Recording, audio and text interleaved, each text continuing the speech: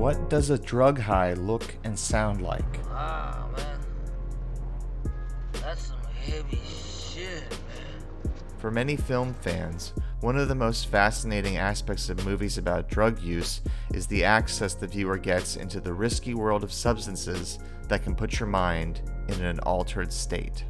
Things you snort, things you smoke, things you ingest, and things you inject. Doing drugs in movies is nothing special, but what is special is when the director makes the effort to translate the feeling of a drug high into visuals and sound. This is a nice fish, you know? Big eyes, but a nice fish. You don't necessarily have to have used the drug to know how it feels. You can just be imaginative, like Terry Gilliam. Gilliam never once used LSD before shooting Fear and Loathing in Las Vegas, but his surreal sequences are perhaps the definitive cinematic depiction of hallucinogens on film. Gilliam also understands how to pivot between the subjective experience of his characters and the humorous objective view of how they appear to the outside world. Which is interesting because you can actually watch yourself behaving in this terrible way. Scenes like this are funny, but they put the viewer outside the experience of the character. Here is a believable depiction of what somebody on drugs looks like from the outside, but it doesn't show in visual terms what their interior experience is like. A director must be able to communicate to the audience through images. A really brilliant director can manipulate sound and image to include the audience in the experience of the character. There are some drug movies that exist to make you laugh.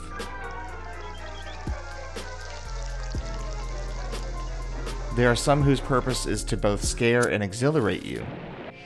What fascinates me are the cinematic moments that seek to transport the viewer into a new realm of experience. In a way, drug highs are an excuse for a filmmaker to get weird, to explore their own subconscious. Many drug scenes double for the kind of surreal insight you can get from a dream sequence. Since drug use affects the inner state of the characters, how do you show what it feels like to be high? Basic ways to manipulate reality into a druggy state are to adjust movement, speed, color, sound.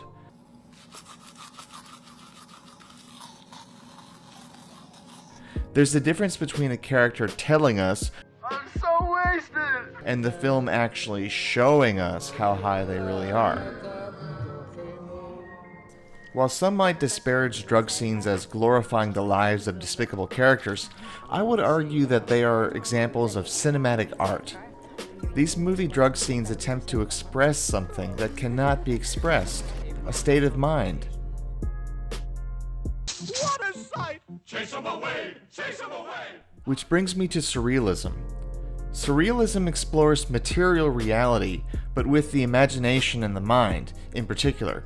It seeks to express the subconscious, unconscious, the repressed, and the inexpressible. Some directors craft drug scenes so frequently in their work you can't help but notice.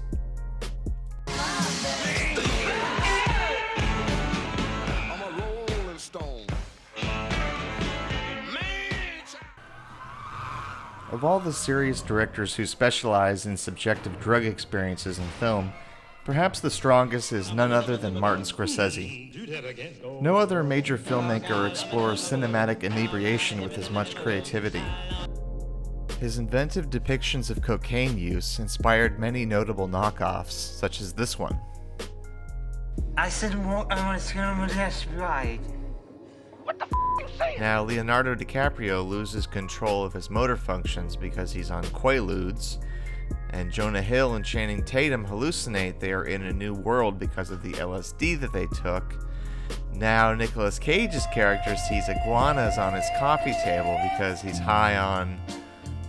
He's high on... Well, he's, I forgot what he's high on.